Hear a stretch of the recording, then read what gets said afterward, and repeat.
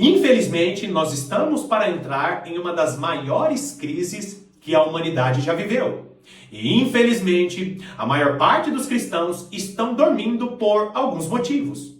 Boa parte dos cristãos piedosos que nós conhecemos estão esperando uma resposta do Congresso, estão esperando uma resposta vinda do poder executivo ou do poder legislativo. A maior parte dos cristãos perdem o seu tempo assistindo à política especulativa ou à geopolítica especulativa que fica tentando encontrar o anticristo. Nós estamos vendo a maior parte dos pastores e teólogos que expõem a palavra de Deus, dizendo que não é importante se nós vamos ser arrebatados antes ou depois da grande tribulação. O importante é estar preparado. Quando, na realidade, essa afirmação, ela não é uma afirmação coerente. Por quê, queridos? Você já viu algum soldado estar preparado para uma guerra se ele imagina que não vai participar daquela guerra? Outro detalhe é que nós encontramos a doutrina do arrebatamento somada à doutrina da ressurreição dos mortos, que eu expliquei no vídeo anterior, é uma doutrina chamada de leitinho, chamada de princípio elementar, pelo autor aos Hebreus, em Hebreus capítulo 6. Assista ao vídeo anterior e você vai ver ali a minha explicação no início do vídeo.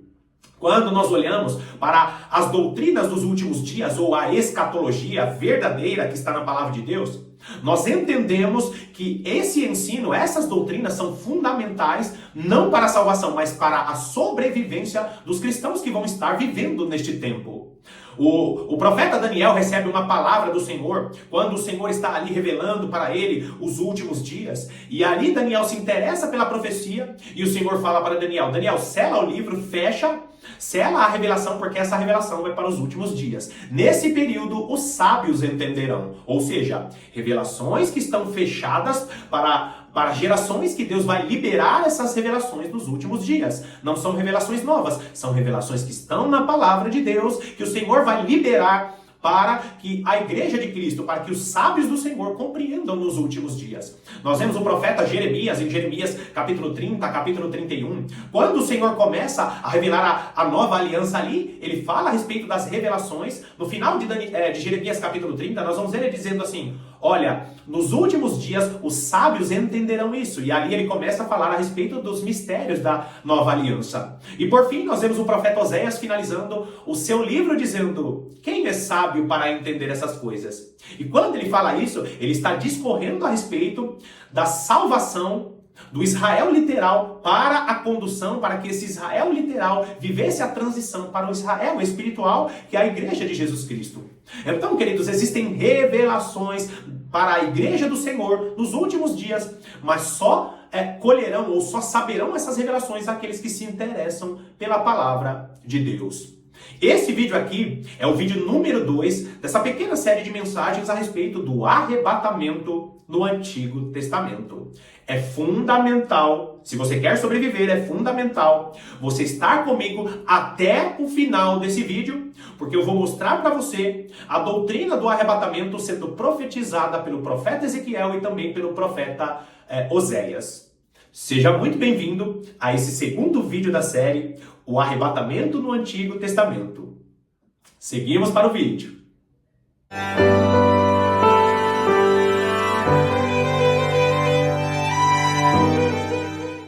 É muito importante que você assista ao vídeo anterior para compreender tudo que eu vou falar nesse vídeo aqui. E infelizmente, queridos, a maior parte das pessoas que não permanecem no canal são pessoas que querem respostas rápidas. Mas, para você compreender as revelações mais profundas da palavra de Deus, não adianta assistir 2, 3 vídeos e já se sentir perito naquilo, já se sentir especialista naquilo. Quando, na realidade, para você compreender as revelações mais profundas da palavra de Deus, você precisa conectar estudos para saber a linguagem que Deus está usando nas revelações.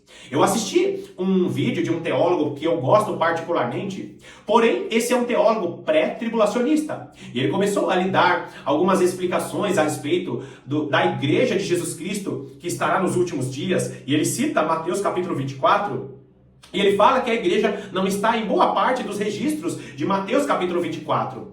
Quando, na realidade, queridos, quem não conhece o ensino das duas casas de Israel, não entende porque o Senhor menciona a Judéia, por exemplo, em Mateus capítulo 24.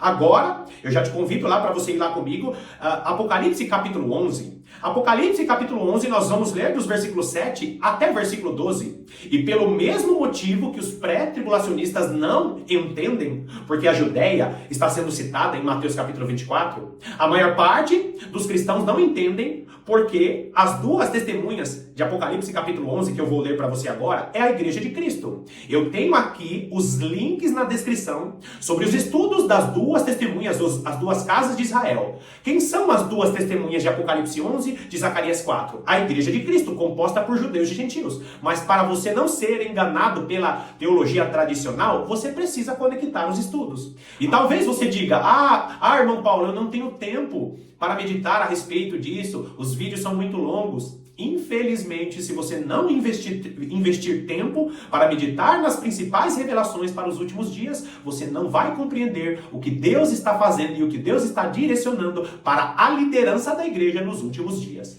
Apocalipse capítulo 11, nós vamos ler a partir do versículo 7. Não esqueça, leia todo o capítulo 11 de Apocalipse, todo o capítulo 11 de Apocalipse, porque aqui está falando da igreja. Entenda o ensino das duas casas de Israel para você saber se realmente é a igreja.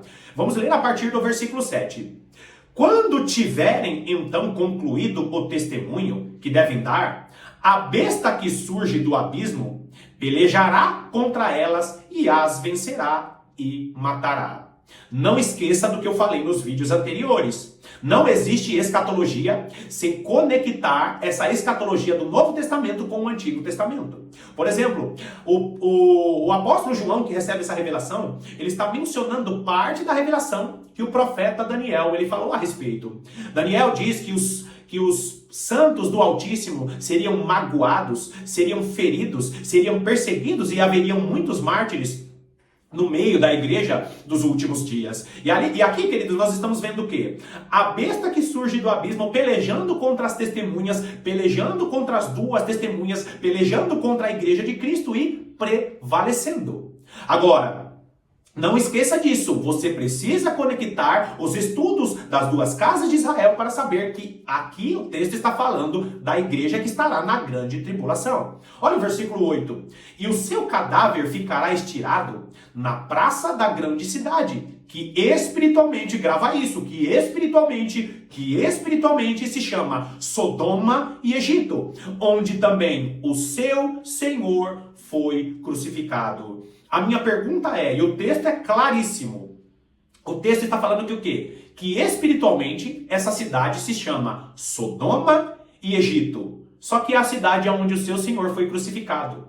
O que representa Sodoma na palavra de Deus? Sodoma significa perversão sexual, deturpação dos princípios sexuais que Deus deixou em sua palavra. Sodoma significa isso. Agora eu te pergunto, aonde se encontra o país que tem a maior celebração de pessoas do mesmo sexo que se relacionam, de pessoas que deturpam o casamento na palavra de Deus, de pessoas que dizem, não, qualquer tipo de amor é válido. Aquela teologia ou aquela ideologia do arco-íris, você já sabe do que eu estou falando. Espiritualmente se chama Sodoma. E o país que mais promove isso é Israel. Agora, espiritualmente se chama Egito. Por que Egito? Egito tem um sistema de escravidão através do trabalho. O sistema do Egito é um sistema que ocupa tanto o servo do Senhor que ele não consegue servir a Deus. Foi o que aconteceu. O texto diz espiritualmente. Ou seja, a influência de Sodoma, a influência de Egito estará em Israel nos últimos dias. Irmão Paulo, como que você tem tanta certeza disso? O final do versículo explica. Onde também o seu Senhor foi crucificado. Aonde Jesus Cristo foi crucificado? Você lembra disso? Em Israel. Então, queridos, quando nós olhamos o sistema religioso de Israel, que é um sistema hoje corrupto, o sistema religioso de Israel, que na época de Jesus também era um sistema corrupto, foi esse sistema religioso ativista e hoje que permite que a nação de Israel seja uma nação, uma das piores nações, das mais promíscuas do mundo. O que você percebe? Que as duas testemunhas estarão em Israel testemunhando. Agora, queridos, os teólogos tradicionais vão dizer que esse texto aqui não é a igreja, é Israel, são judeus específicos, não compreendendo que entre as testemunhas de Jesus Cristo estarão muitos judeus que serão despertos nos últimos dias. Você que acompanhou a nossa série de mensagens, falando a respeito do último filho a se assentar à mesa, a nossa série de mensagens falando a respeito sobre Benjamim, quando Deus despertará Benjamim nos últimos dias, a revelação dos 144 mil selados, e isso me empolga muito, queridos, por quê? Porque são revelações profundas da palavra de Deus, que Deus, em sua misericórdia, permitiu que homens fracos e falhos, que mulheres fracas, homens e mulheres fracos e falhos, como eu e você, Deus permitiu que enxergássemos isso. Mas se você não investir tempo, você não vai enxergar a igreja nesse texto. Então, essas testemunhas que o cadáver ficará estirado na praça da grande cidade, é na praça de Jerusalém. Agora, queridos, presta atenção nisso. Por que esse cadáver está no singular? É lindo isso, mostrando que a igreja estará em unidade. Cadáver no singular, nos mostrando que a igreja de Cristo estará sendo exposta, o seu cadáver na praça da grande cidade. É justamente os mártires do Senhor que nem lhes será permitido o sepultamento. Então nós precisamos entender que quando o texto de Mateus capítulo 24, quando esse texto de Apocalipse capítulo 11 cita a praça da grande cidade, cita a Judéia, cita regiões de Israel, por quê? Porque existirão muitos mártires que serão judeus, que estarão pregando em Israel. Hoje parece impossível essa realidade, mas nós vimos os profetas profetizando coisas que seriam impossíveis naquele tempo, e coisas impossíveis que aos nossos olhos é impossível hoje, mas vai acontecer nos últimos dias. Então a praça da grande cidade é Jerusalém. E quando nós falamos da grande cidade, nós estamos falando o quê? Que espiritualmente é Sodoma, promiscuidade, e espiritualmente é Egito, o ativismo que não permite que as pessoas olhem para o verdadeiro Salvador. E é justamente onde também o Senhor das testemunhas foi crucificado. Agora olha o versículo 9.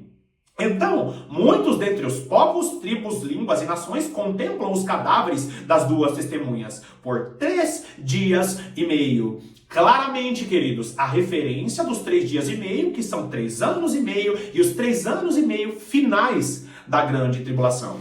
E se você ver algo maravilhoso que tem nesse texto, não os acontecimentos maravilhosos, mas se você entender como o texto de Apocalipse capítulo 11 ele começa falando a respeito dos 3 anos e meio iniciais, que será o momento em que as testemunhas não será permitido que elas sofram dano. Os 3 anos e meio iniciais da grande tribulação, Deus não permitirá que a igreja sofra com a perseguição das nações, não permitirá que as testemunhas do Senhor que estarão profetizando sofram dano.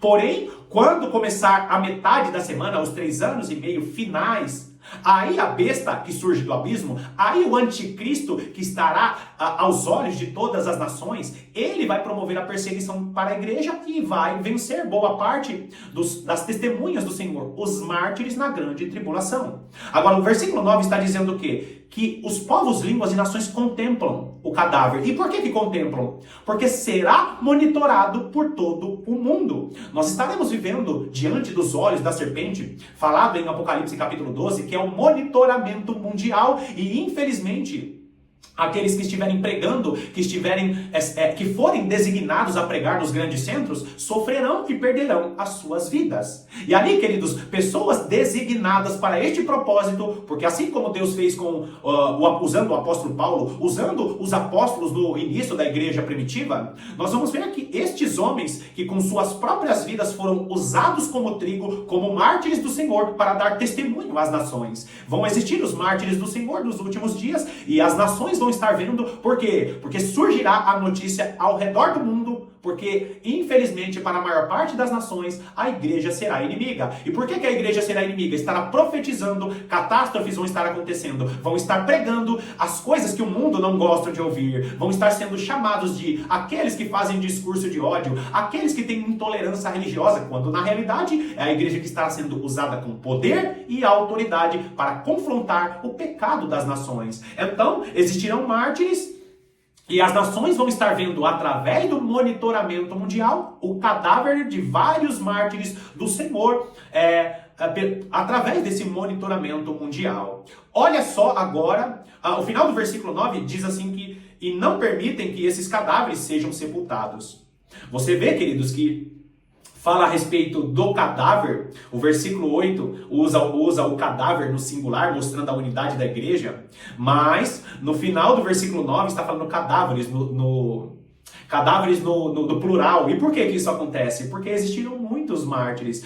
O mesmo texto nos mostra a unidade da igreja, que será o corpo de Cristo, e ao mesmo tempo fala a respeito de muitos mártires que serão, infelizmente, martirizados e não terão essa honra, porque para boa parte dos países, principalmente os países que estão ao redor de Israel, não poder ser sepultado é um motivo de desonra.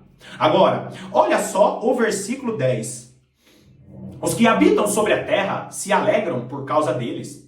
Realizarão festas e enviarão presentes uns aos outros, porquanto esses dois profetas atormentaram os que moram sobre a terra. É o que eu acabei de falar. A igreja, assim como o profeta Elias, será chamada de o perturbador ou os perturbadores das nações. E lembra que Elias foi chamado de o perturbador de Israel? Porque Elias, ele profetizava contra o rei de Israel, dizendo: você está pecando, você está conduzindo a nação de Israel a pecar. E ali ele era chamado de o perturbador de Israel, porque Elias profetizava aquilo que aqueles que querem viver no pecado não querem ouvir. A igreja estará na roda dos grandes poderosos, será assunto nas rodas, nas conversas dos grandes poderosos, porque a igreja será usada com poder e graça, com poder e autoridade para pregar a verdadeira correção do Senhor, porque as duas testemunhas, judeus e gentios, o povo de Deus composto por judeus e gentios, as duas testemunhas se unirá com o espírito da testemunha fiel para apedrejar a grande Babilônia que estará influenciando as nações.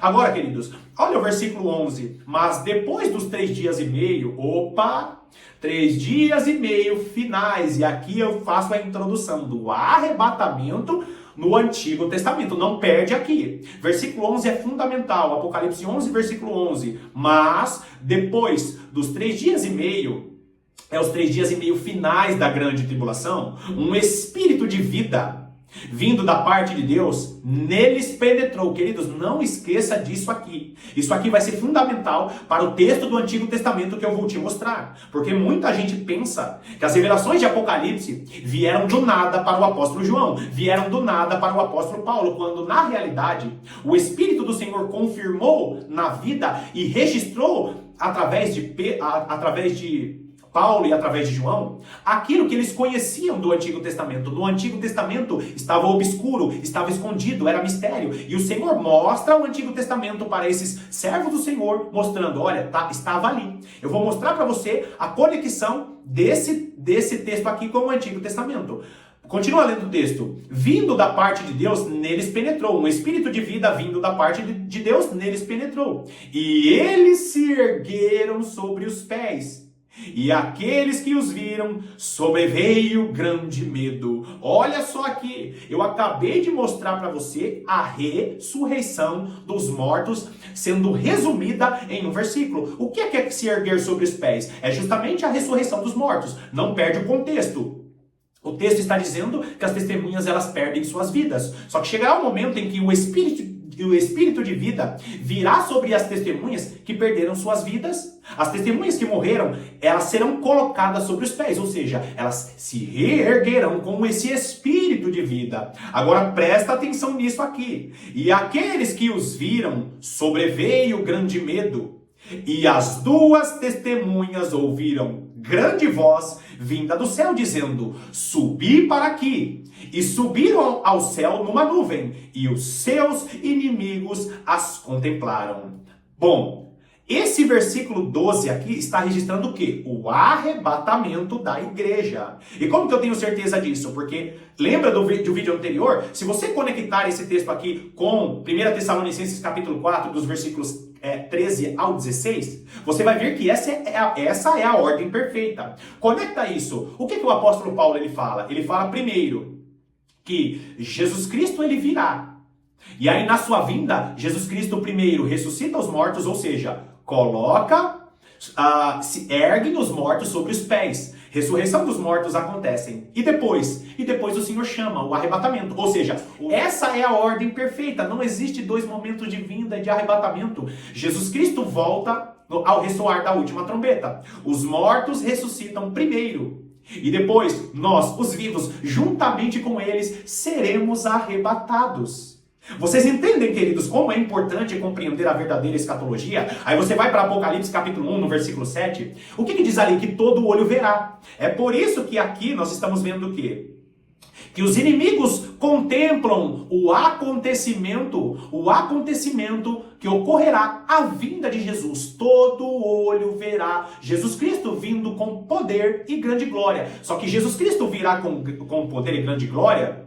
E nós vamos ver que eles vão ficar olhando, e o profeta Isaías, ele profetiza dizendo: quem são esses que vêm voando como pomba de seu pombal? Eu vou deixar a referência aqui, se eu não me engano, é Isaías, capítulo 65, que é o quê? A visão de Isaías no momento de profetizar a restauração do Israel espiritual, a igreja voltando como pomba voando, vindo de seu pombal. Agora, vai entrar o momento crucial que eu falei para você, arrebatamento no Antigo Testamento. Vai lá comigo. Eu acabei de mostrar para você aqui, presta atenção nisso, eu acabei de mostrar para você aqui o arrebatamento, é profetizado, toda a cronologia, na verdade, João em Apocalipse capítulo 11, ele resume, só que esse texto aqui não veio por revelação inédita para João. Esse texto aqui é uma conexão com o Antigo Testamento. Então vai lá comigo, Ezequiel, capítulo 37. Ezequiel, capítulo 37. Eu sei que você conhece muito bem o texto, por isso que eu vou ser bem dinâmico nas explicações desse texto aqui. Ezequiel, capítulo 37, nós vamos ler primeiro dos versículos 1 ao versículo 4. Versículo 1 diz assim: veio sobre mim a mão do Senhor, e ele me levou pelo Espírito do Senhor e me deixou no meio de um vale que estava cheio de ossos. Infelizmente, a maior parte dos pastores, teólogos, eles fazem a aplicação desse texto como uma mensagem devocional. Olha, Deus pode ressuscitar o vale de ossos secos da sua vida. Quando, na realidade, esse texto aqui, ele é um texto falando sobre a ressurreição dos mortos e o arrebatamento.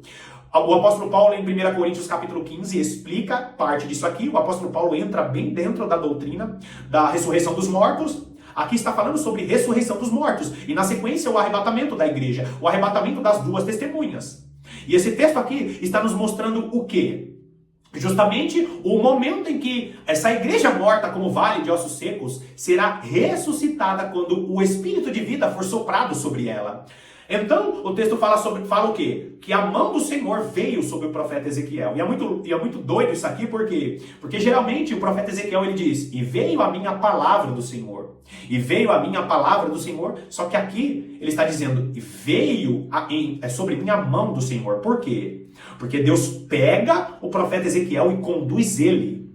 O profeta Ezequiel, nesse texto aqui, ele é uma figura do nosso Senhor. Porque é o nosso Senhor em sua vinda que ele vai promover a ressurreição dos mortos. E como que eu tenho certeza disso? Continua lendo o texto. Você viu? Vale de ossos secos. Olha o versículo 2.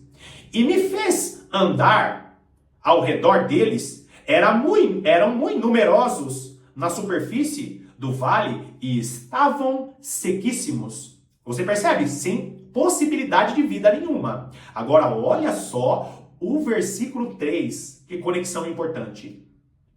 Então me perguntou: filho do homem. Olha só, o profeta Ezequiel, em algumas passagens, nós vamos ver o profeta Ezequiel sendo chamado de filho do homem. Por quê? Porque Deus, ele usa em determinados momentos o profeta Ezequiel para mostrar o que Jesus Cristo fará com sua igreja.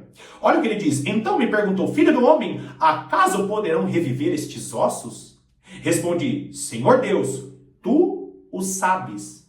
Deus chama o profeta Ezequiel de filho do homem nesse texto de maneira proposital para que façamos a conexão. Quem foi chamado de filho do homem? Jesus Cristo é o filho do homem. O filho do homem por quê? A conexão que ele tem. Ele foi 100% homem, como ele é 100% Deus, para promover a ressurreição dos mortos. Jesus Cristo estará ressuscitando os mortos em sua vinda. É por isso que não existe arrebatamento separado de vinda. Porque se você separa o arrebatamento da vinda, você tem que separar a ressurreição dos mortos, ou da vinda, ou do arrebatamento. Por quê? Porque a ressurreição dos mortos acontece ao mesmo tempo. Jesus Cristo volta, acontece a ressurreição dos mortos e o arrebatamento acontece na sequência. É por isso que ele é chamado de o Filho do Homem, porque o Filho do Homem ressuscita a sua igreja em sua vinda. Agora, ele diz, tu sabes, Senhor. Por quê, queridos? Porque Jesus Cristo, por ter morrido na cruz do Calvário, ele recebe toda a autoridade. Ele recebe a autoridade. É por isso que Oséias vai profetizar, Isaías vai profetizar, falando a respeito. Onde está, ó morte, a tua vitória? Onde está, ó Hades, o teu aguilhão? Onde está, ó mundo dos mortos, o teu aguilhão? Onde está, ó Hades? Onde está, ó mundo dos mortos, o seu poder sobre a minha igreja? O que é Hades? O que é mundo dos mortos? Onde está, ó lugar onde ficam os mortos? Onde está o seu poder sobre a vida daqueles ao qual me recebem como Senhor e Salvador? É quando Jesus Cristo, ele recebe a chave da vida e da morte, e ali nós vemos, e as portas do Hades não prevalecerão contra a minha igreja. Ele morre na cruz do Calvário, recebe a autoridade para ressuscitar os mortos, e ali Jesus Cristo ressuscitará os mortos em sua vinda. É por isso que o profeta Ezequiel, ele é uma figura de Jesus Cristo. Agora, olha o versículo 4. Disse-me ele, profetiza a estes ossos, e diz-lhes, ossos secos, ouvi a palavra do Senhor. O que nós estamos vendo aqui? Nós estamos vendo o profeta Ezequiel profetizando. Lembre-se, ele é apenas uma figura do Filho do Homem que profetiza. Por que Jesus Cristo volta e o arrebatamento acontece? Aliás, e a ressurreição dos mortos acontece na volta de Jesus. Porque ele é o Filho do Homem. Ele chama os mortos da tumba. É por isso que aquela cronologia dos acontecimentos em 1 Tessalonicenses capítulo 4, somado a 1 Coríntios capítulo 15, é fundamental você entender essa cronologia. Porque o apóstolo Paulo, porque o apóstolo João, quando eles recebem as revelações dos últimos dias, eles não recebem do nada, não são revelações inéditas, são mistérios escondidos que estão na palavra de Deus, que Deus deu a eles. O Senhor trouxe a revelação, a claridade. Lembra? O Antigo Testamento tinha ali as sombras de tudo aquilo que Deus tinha para revelar nos últimos dias. Só que isso ficou mais claro na nova aliança. Então, nós estamos assistindo aqui o quê? O profeta Ezequiel profetizando e dizendo, ouvi a palavra do Senhor. Quem que é a palavra do Senhor? É o verbo encarnado. A palavra do Senhor é o braço do Senhor, é aquele que executa a vontade de Deus aqui nessa terra. E o versículo 5 diz, assim diz o Senhor Deus a estes ossos, eis que farei entrar o Espírito em vós e vivereis. Agora, queridos, pergunto eu, vocês lembram, quem ficou até esse ponto do vídeo, vocês lembram que eu mostrei para vocês? Apocalipse, esse texto, esse versículo 5 está dizendo o quê? Assim diz o Senhor a estes ossos, eis que farei entrar o Espírito em vós e vivereis. Vocês lembram a conexão? Volta para Apocalipse, vai lá comigo em Apocalipse. Apocalipse de novo, Apocalipse capítulo 11, nós vamos voltar no texto que eu li para vocês agorinha. Apocalipse capítulo 11, olha o que diz o versículo 11. Mas, depois dos 3 dias e meio, um espírito de vida vindo da parte de Deus, neles penetrou. Um espírito do quê? Um espírito de vida. Neles penetrou. E eles se ergueram sobre os pés. E aqueles que ouviram, sobreveio grande medo. É o momento da volta de Jesus, juntamente com a igreja. E Jesus Cristo, junto com a igreja, estará promovendo a sua ira sobre as nações, sobre os poderosos dessa terra. A conexão, acabei de mostrar para você o arrebatamento e a ressurreição dos mortos. A conexão do Novo Testamento com o Antigo Testamento. Queridos irmãos, nós vamos finalizar essa meditação aqui, a meditação de hoje. E no próximo vídeo eu vou entrar direto nesse texto de Ezequiel, capítulo 37. O Vale de Ossos Secos não é um texto devocional. O Vale de Ossos Secos contém ali preciosidades. E eu vou mostrar para você o ensino das duas casas de Israel, nos mostrando que o Vale de Ossos Secos é a igreja, as duas testemunhas do Senhor sendo ressuscitadas, acontecendo ali a ressurreição dos últimos dias. Fica comigo porque o próximo vídeo terá revelações importantíssimas para que você não seja enganado ou para que você não fique dormindo com a teologia tradicional. Bom, queridos, mais uma vez, eu quero te agradecer pela sua companhia. Você que não me segue ainda no canal do Instagram, o canal do Instagram que não é um canal propriamente de estudos escatológicos, porém é uma conexão para que nós tenhamos ali mais contato e possamos continuar as meditações aqui do canal. O canal do Instagram tem ali alguns trabalhos que eu faço, alguns lugares que eu visito, alguns lugares em que eu ministro a palavra de Deus. É um canal modesto, porém é uma conexão importante para que continuemos as meditações dos vídeos. Segue lá o canal A Lâmpada para os Meus Pés. Será um prazer tê-lo comigo lá no canal, no perfil do Instagram. Obrigado pela sua companhia, que Deus te abençoe poderosamente e eu estarei aqui te aguardando para as próximas meditações.